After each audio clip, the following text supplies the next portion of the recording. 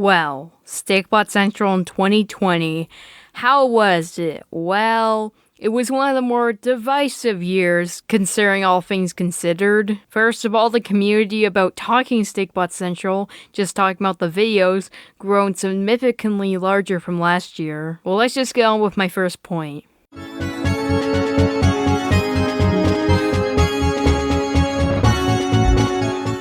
Too many series pilots.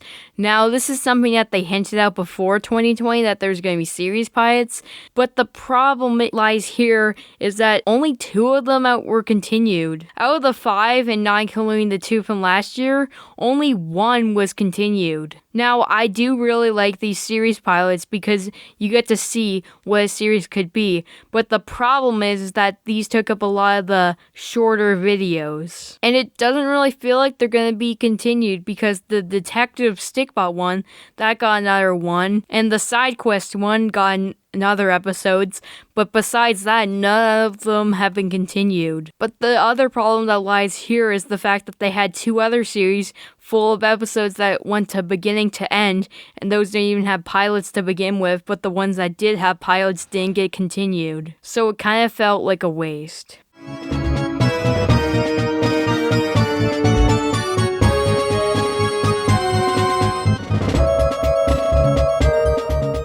Shorter videos, but less videos.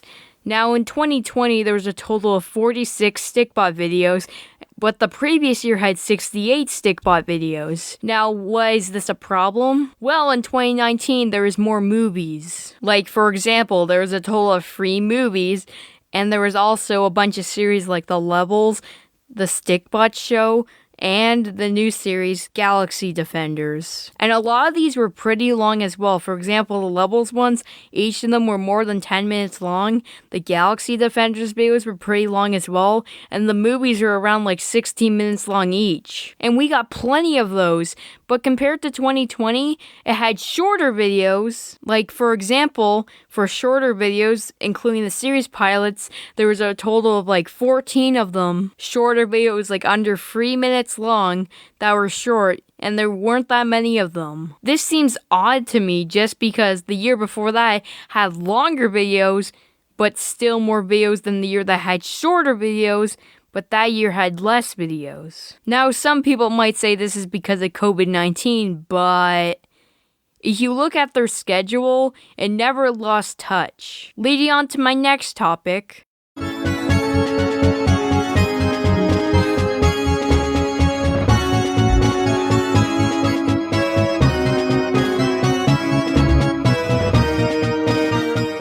Only 1 video a week. Now, you might say 46 videos, 1 video a week. Well, sometimes they skipped weeks. And I don't know why this is, because the year before that, and I also the year before that, and the year before that, they didn't just have 1 video a week. They sometimes had other videos in that week. Like, this is kind of weird because they're focusing on shorter videos this year, and people thought that there was going to be more than 1 video a week because they're shorter, so that means they're easier to make. But no, we stuck at 1 video per week. And it also doesn't help that there was also trailers, but the trailers were trailing something a week later.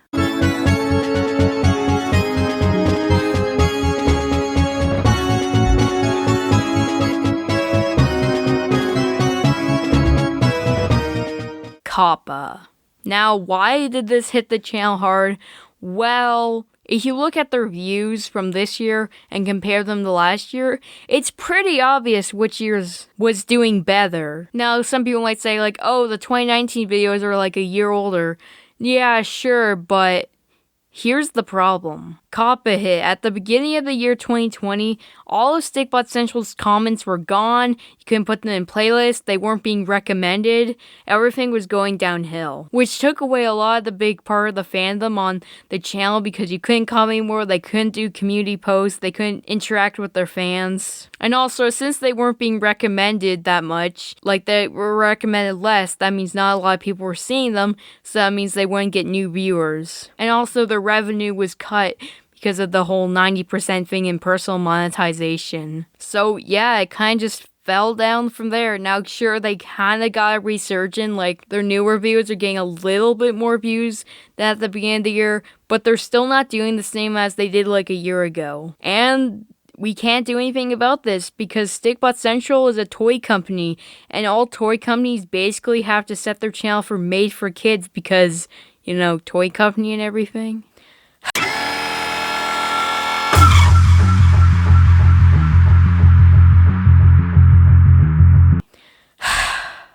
The Stikbot Show Morning Edition. When this came out, it was critically despised, getting 51 dislikes. Now, sure, there's 420 likes, but if you look at their other videos, yeah, you can see that's not good. Most of the reviews on the internet were either or really, really, really terrible reviews. People despise this one video. It's 3 minutes long, but the amount of controversy that this video caused was the biggest controversy of Stikbots in 2020 or even ever. And why did people hate this video so much? Well, you take a beloved property and then you just ruin it. Like, people hated that they changed everything about it.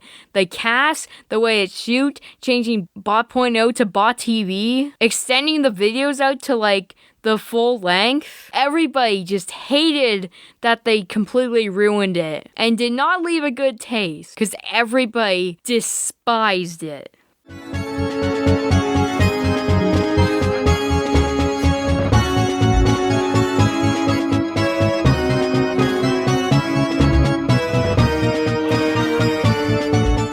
What's next?